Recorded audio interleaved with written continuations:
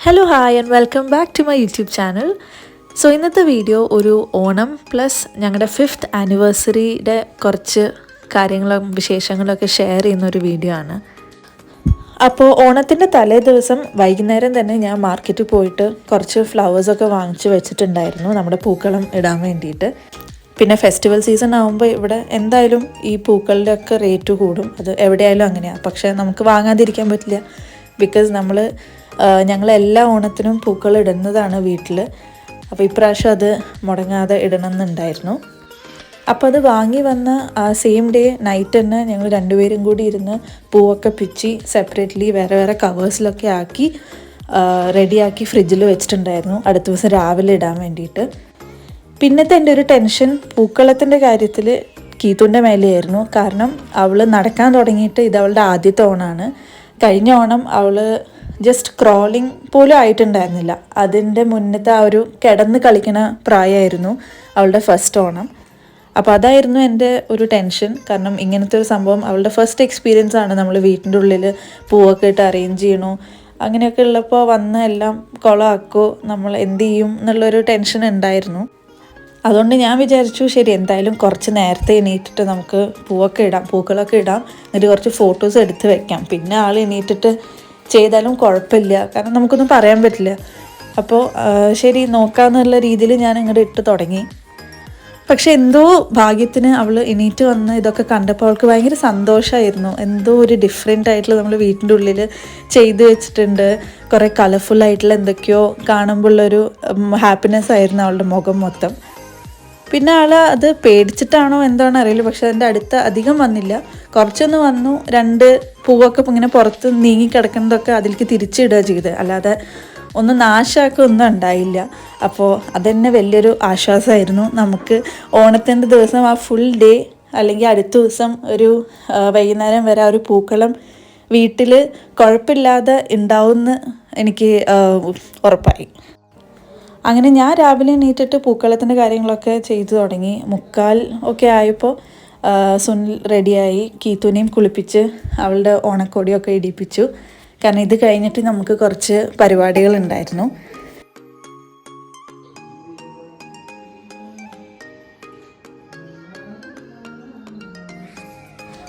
അപ്പോൾ ഇന്നത്തെ ഞങ്ങളുടെ നെക്സ്റ്റ് പരിപാടി എന്താണെന്ന് വെച്ചാൽ, എന്തായാലും ഇത് കീത്തു നടക്കാൻ തുടങ്ങിയിട്ടുള്ള ഫസ്റ്റ് ഓണമാണ്. അപ്പോൾ അവളുടെ ഓണക്കോടിയൊക്കെ ഇട്ടിട്ട് കുറച്ച് ഫോട്ടോസ് എടുക്കണം, കുറച്ച് വീഡിയോസ് എടുക്കണം, അതൊക്കെയായിരുന്നു നെക്സ്റ്റ് പരിപാടി.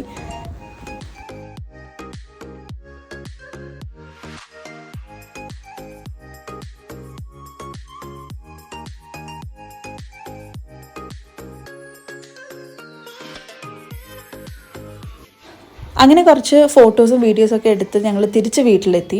ഇനി അടുത്ത പരിപാടി എന്താണെന്ന് വെച്ചാൽ ചോറും പായസവും വെക്കണമായിരുന്നു. കാരണം ബാക്കിയുള്ള കറികളും പ്രിപ്പറേഷൻസൊക്കെ രാവിലെ തീർത്തിട്ടുണ്ടായിരുന്നു. അപ്പോൾ ഇനി ഇത് രണ്ടും മാത്രമേ ബാക്കി ഉണ്ടായിരുന്നുള്ളൂ.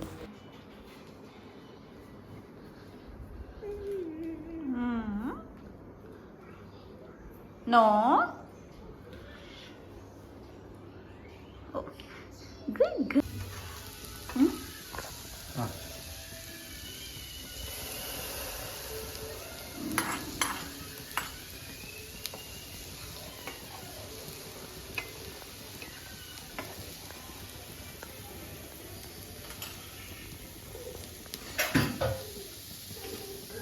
അപ്പോൾ നമുക്ക് സദ്യക്കുള്ള ഐറ്റംസൊക്കെ ഒന്ന് കണ്ടാലോ. കുറച്ചേ ഉള്ളൂ, ഒരു കുട്ടി സദ്യയായിരുന്നു ഞങ്ങൾ പ്ലാൻ ചെയ്തത്. അപ്പോൾ പായസം അവിടെ തിളച്ചുകൊണ്ടിരിക്കുന്നുണ്ട്, പാലട പായസം.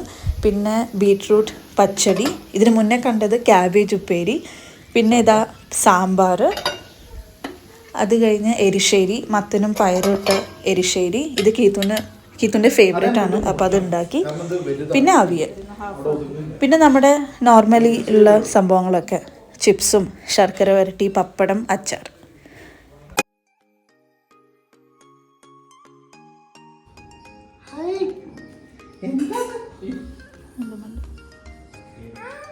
അമ്മ കഴിക്കാൻ പോകിട്ടു.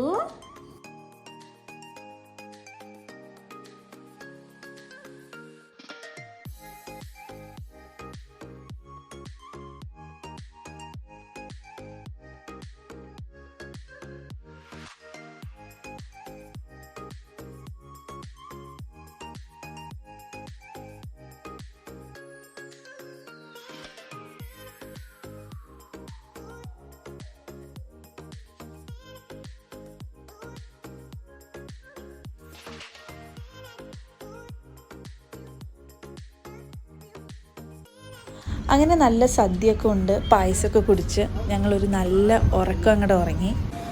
ഒരു 8:30 ഒക്കെ ആയപ്പോൾ ഞങ്ങൾ ഇറങ്ങി. ആനിവേഴ്സറിയും കൂടി ആയതുകൊണ്ട് ഒരു ആനിവേഴ്സറി ഡിന്നർ ആവാമെന്ന് വിചാരിച്ചു പുറത്ത് പോയിട്ട്. അപ്പോൾ അങ്ങനെ ഞങ്ങളുടെ ആനിവേഴ്സറി ഡിന്നറൊക്കെ തീർത്ത് അങ്ങനെ ഞങ്ങളുടെ ഡേ എൻഡ് ചെയ്തു. മാഡം